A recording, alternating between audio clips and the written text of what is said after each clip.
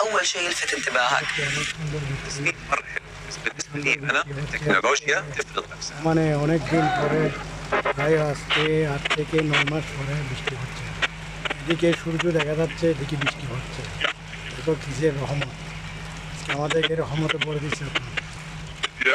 প্রায় আজকে 8 থেকে 9 মাস পরে আমরা আজকে বৃষ্টি দেখতেছি রহমতে। এই আর কি, সবাই দোয়া করবেন। খুব সুন্দর লাগতেছে আজকে পরিবেশটা, অনেক সুন্দর। মাশাআল্লাহ, দেখে মনটা জুড়িয়ে যাচ্ছে আজকে বৃষ্টিটা দেখে।